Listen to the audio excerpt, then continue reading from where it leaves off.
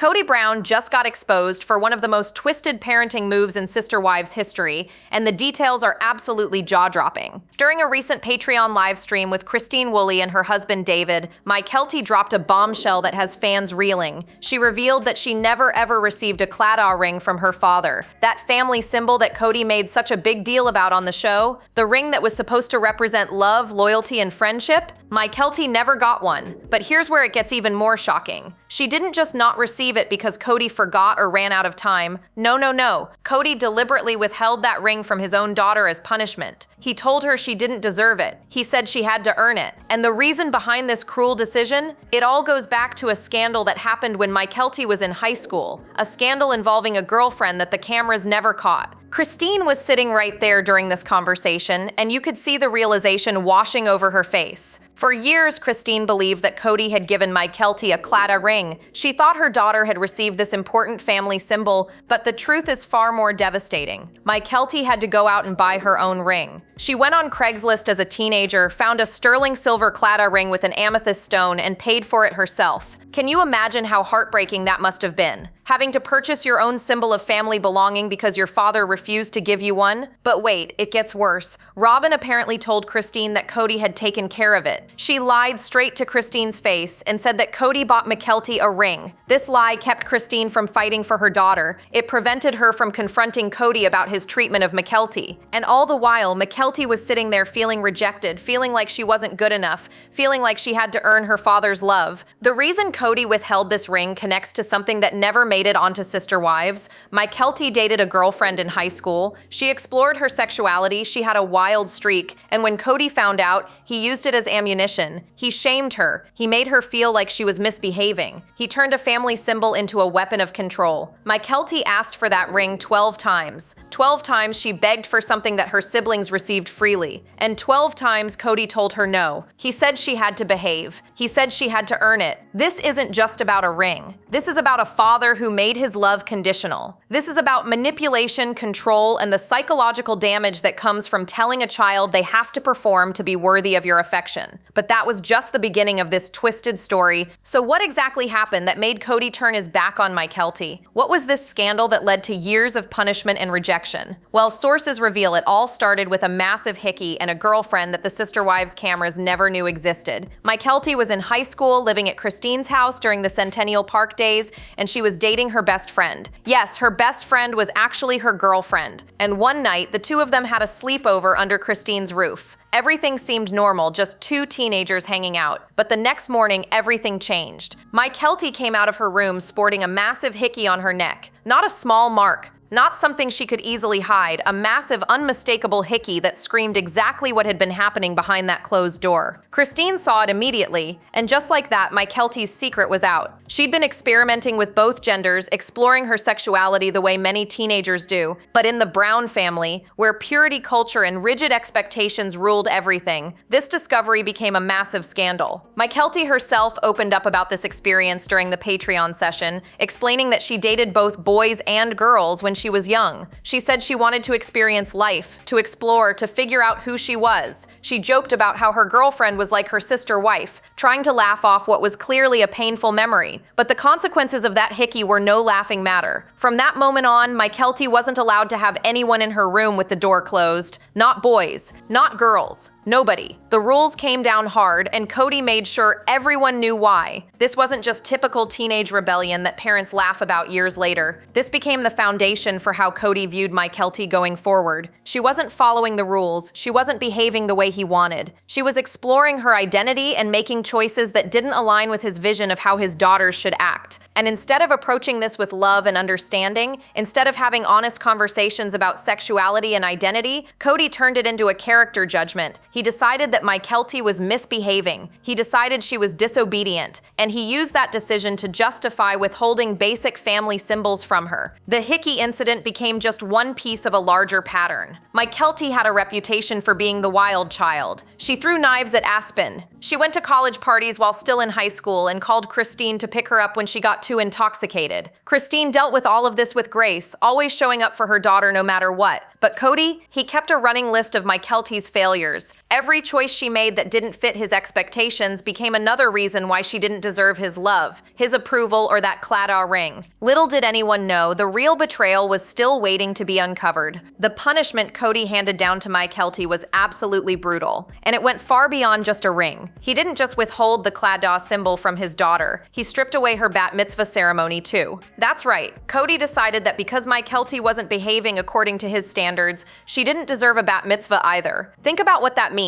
A bat mitzvah is supposed to be a sacred coming-of-age ceremony, a celebration of a young person's entry into adulthood within the Jewish faith. It's meant to be meaningful, special, and unconditional, but Kody turned it into another bargaining chip. Mykelti sat in Las Vegas asking her father for the 12th time if she was going to get her bat mitzvah. 12 times. Let that sink in. 12 separate times this girl asked if she would receive the same recognition and celebration that other family members got, and 12 times Kody told her no, or he told her to wait, or he said she had to behave first. He dangled it in front of her like a carrot on a stick, always just out of reach, always conditional on whether she met his impossible standards. The message Kody sent to his daughter was crystal clear. You have to earn my love. You have to earn your place in this family. You have to perform, behave, and conform to exactly what I want, or you get nothing. Not a ring, not a ceremony, not even basic parental affection. And the cruelest part, Kody framed all of this as though he was teaching her a lesson, as though withholding family symbols and religious ceremonies was somehow good parenting, as though making a teenager feel unworthy was the right approach. Mykelti eventually got so fed up with begging, so exhausted from asking and being rejected, that she took matters into her own hands. She jumped on Craigslist and started searching for claddagh rings. She wanted a sterling silver one with an amethyst stone, something that would match the family aesthetic, and she found one. For around $50, she bought herself the symbol that her father refused to give her. She paid for it with whatever money she had saved up, or maybe she borrowed Christine's credit card, though she joked about that part. The point is, a teenage girl had to go online and purchase her own family symbol because her father deemed her unworthy. Can you imagine how that must have felt? Sitting in your room, scrolling through Craigslist listings, looking at rings that represent love and loyalty and friendship, knowing that your own father won't give you one, knowing that your siblings got theirs freely, but you have to buy your own because you're not good enough. Mykelti wore that self-purchased ring for years, right up until she met her husband Tony. It became her symbol of survival, her proof that she could give herself what her father wouldn't. But Robyn's role in this nightmare was about to get even more sinister. Here's where this story takes a truly dark turn, because Robyn didn't just stand by and watch Kody emotionally abuse his daughter. She actively participated in the manipulation,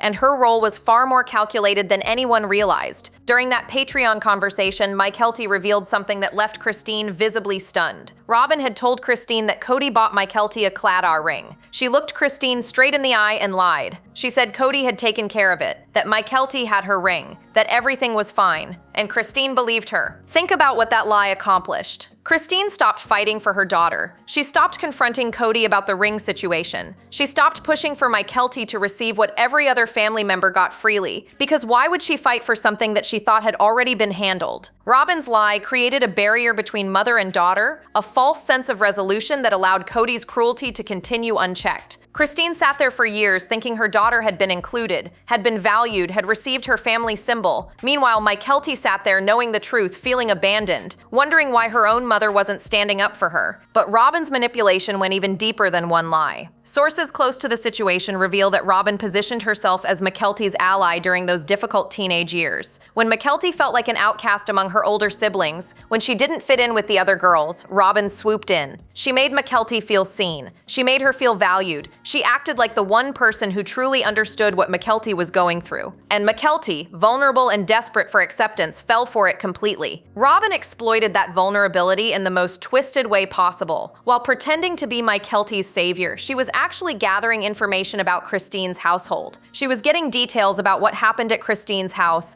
about the parties and the rebellion and the wild streak that Christine handled with grace. And then Robyn would turn around and feed that information to Kody, fueling his judgment and reinforcing his belief that Mykelti was misbehaving. She played both sides brilliantly, making herself indispensable to Mykelti while simultaneously using the girl as a weapon against Christine. The manipulation was layered and intentional. Robyn pitted Mykelti against her own mother by lying about the ring. She created doubt and distance in that relationship. She made Christine look like she wasn't fighting for her daughter when the truth was Christine didn't even know there was a fight to be had. And all the while, Robyn presented herself as the loving stepmother who cared so much about little Mykelti, who called her my baby, who acted like she would always be there for her. But fast forward to today, and where is Robyn now? When she talks about buying a new house and having grandkids visit, does she mention Mykelti? Does she talk about Mykelti's children? Does she ever bring up this daughter she claimed to love so much? Absolutely not. Radio silence. The truth about what Mykelti sacrificed for this so-called family symbol was about to become even more devastating.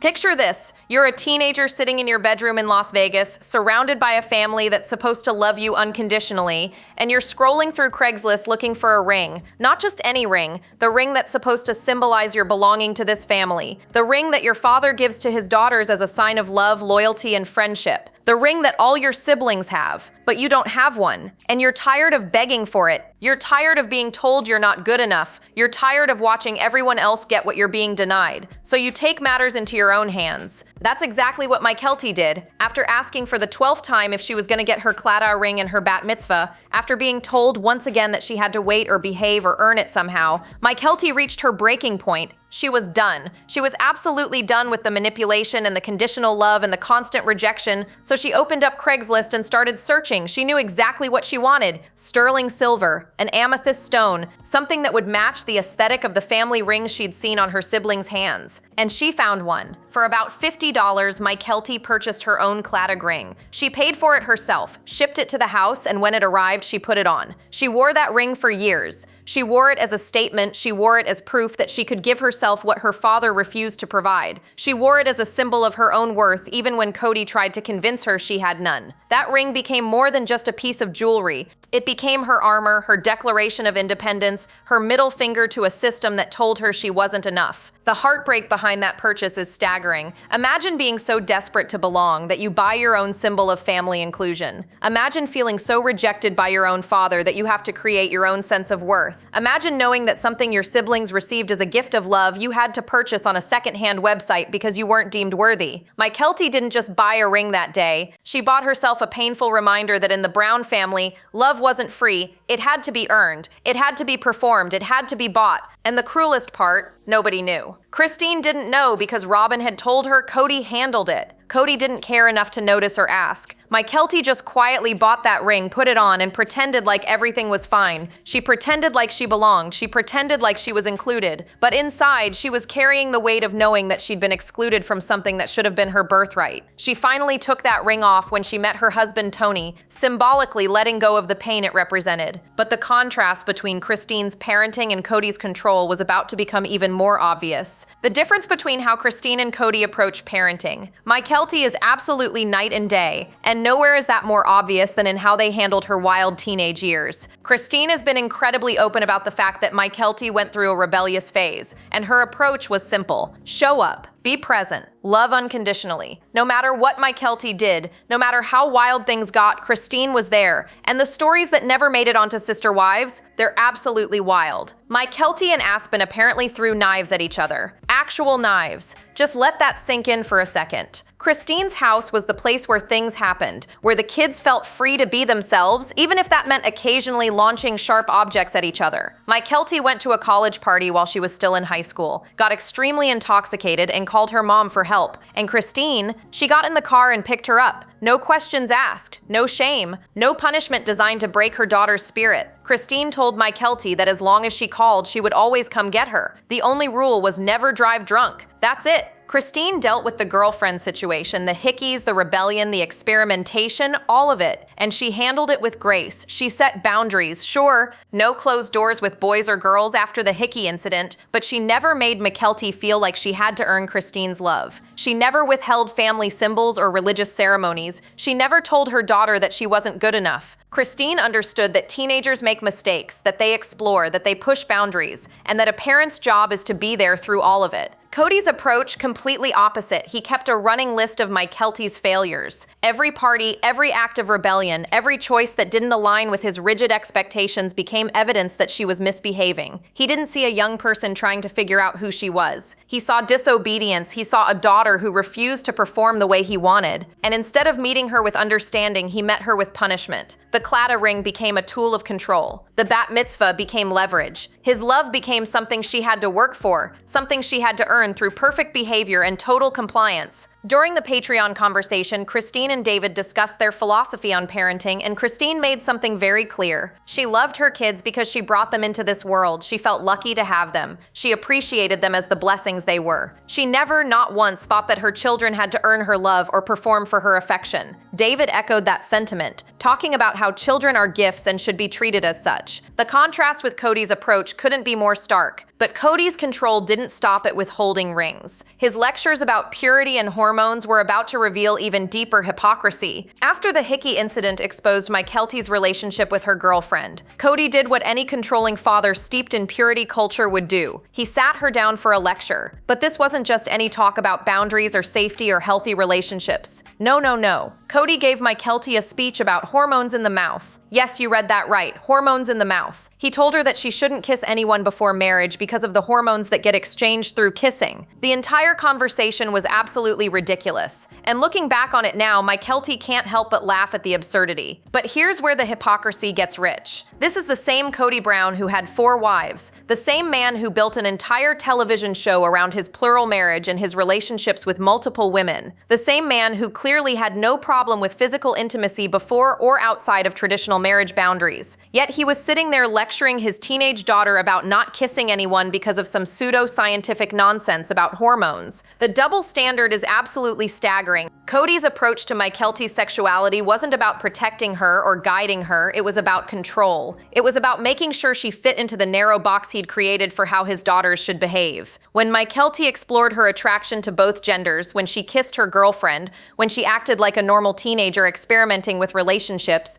Kody saw it as a threat to his authority. He couldn't control who she was attracted to, so he tried to control her actions. He used fear and shame and ridiculous talks about hormones to try to force compliance. And the purity culture messaging didn't stop there. The claddagh ring itself was tied up in these ideas about worthiness and virtue. While Mykelti insists it wasn't technically a purity ring, the symbolism was similar. It represented love, loyalty, and friendship, but it also represented belonging to the family, being worthy of the family name, fitting into Kody's vision of what a Brown daughter should be. And when Mykelti didn't fit that vision, when she kissed girls and went to parties and threw knives with her sister, Kody decided she didn't deserve the ring. The irony is almost painful. Kody preached about not kissing before marriage while having multiple romantic relationships himself. He talked about earning love and respect while showing his daughter none. He created this whole framework of purity and worthiness while living a life that completely contradicted those values. And Mykelti was left trying to navigate the impossible standards, knowing that no matter what she did, she would never be good enough in her father's eyes. During the Patreon conversation, Mykelti reflected on how she felt like she and her siblings always had to perform for Kody. They couldn't just be themselves, they had to act a certain way, follow certain rules, meet certain expectations, or risk losing his approval entirely. But Robyn's long game of manipulation and eventual abandonment was perhaps the most twisted part of this entire nightmare. Robyn's manipulation of Mykelti was a masterclass in psychological warfare, and the most disturbing part is how calculated it all was. When Robyn entered the Brown family, Mykelti was only about 12 years old. She was at that vulnerable age where she desperately wanted to fit in, desperately wanted to be accepted, desperately wanted someone to see her. And Robyn saw an opportunity. She saw a girl who felt like an outcast among her older siblings, a girl who was struggling to find her place in this massive plural family, and she swooped in like a predator targeting prey. Robyn made Mykelti feel special. She made her feel valued. She positioned herself as the one person who truly understood what Mykelti was going through. While Mykelti's older sisters apparently didn't agree with her wild behavior and judged her for enjoying the world outside of their restrictive lifestyle, Robyn acted like she accepted Mykelti exactly as she was. She called Mykelti my baby. She acted like this devoted stepmother who would always be there, who would always protect her, who would always have her back. And Mykelti, desperate for that acceptance, fell for it completely. But Robyn wasn't being kind out of the goodness of her heart. She was using Mykelti as a pawn in her own twisted game. While Robyn was making Mykelti feel loved and accepted, she was simultaneously pitting her against Christine. She was creating doubt in Mykelti's mind about her own mother. She was gathering information about what happened at Christine's house, All the rebellion and parties and wild behavior, and then feeding that information straight to Kody. She was exploiting Mykelti's vulnerability to destabilize Christine's relationship with her daughter and to give Kody more ammunition to judge and reject Mykelti. The lie about the claddagh ring was just one piece of this larger manipulation. By telling Christine that Kody had bought Mykelti a ring, Robyn ensured that Christine wouldn't fight for her daughter. She created a situation where Mykelti felt abandoned by both parents,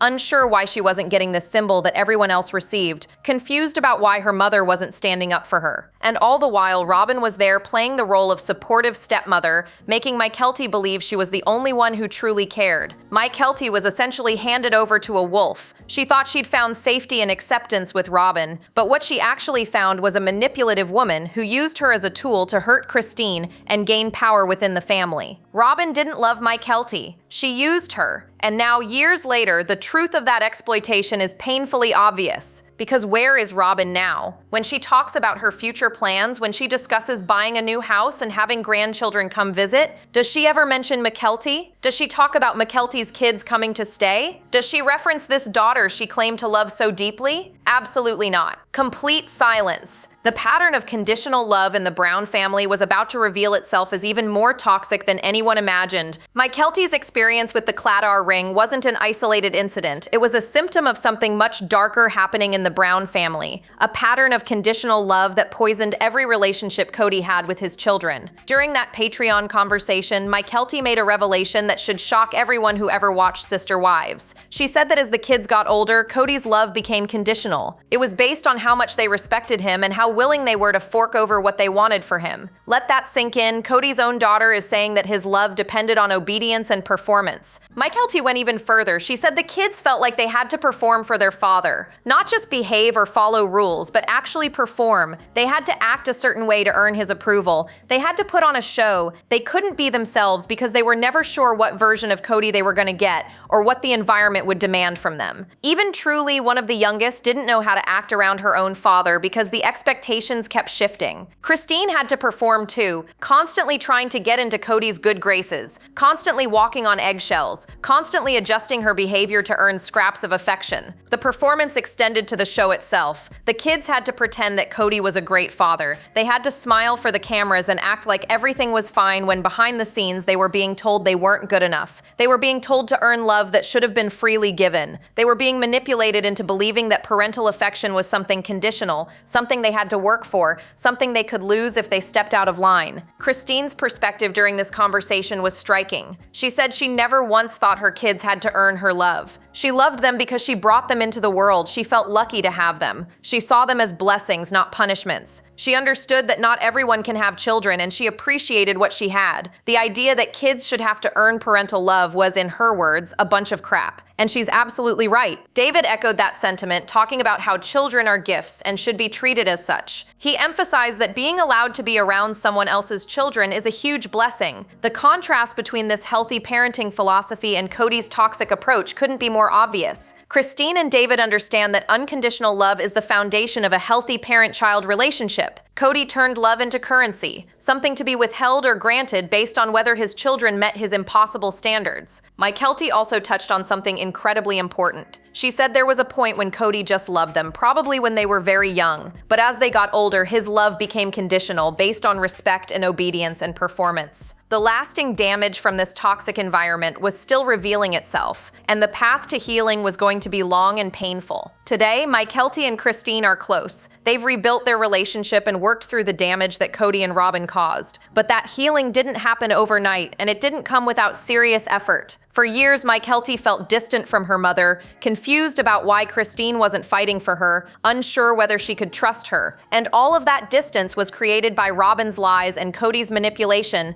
The fact that they've managed to overcome that and build a strong mother-daughter bond is a testament to both of their resilience and commitment to healing. But the scars from those years are still visible. Mykelti is very vocal about processing her childhood trauma, and she's not afraid to talk about the harm that was done to her. She shares stories on her Patreon and social media about growing up in that environment, about the conditional love, about the manipulation, about feeling like she had to earn her place in her own family. And while some people give Mykelti criticism for being so open, the truth is she deserves to have a voice. She deserves to process her experiences publicly if that's what helps her heal. She lived through this nightmare, and she has every right to talk about it. One of the most heartbreaking aspects of Mykelti's journey is that she still hasn't fully recognized the extent of Robyn's toxicity. She's very vocal about the harm that Mary caused her, and she's made it clear that she won't allow Mary in her life or around her children. But when it comes to Robyn, Mykelti seems to have a harder time seeing the manipulation for what it was. Hopefully, as she continues to process and heal,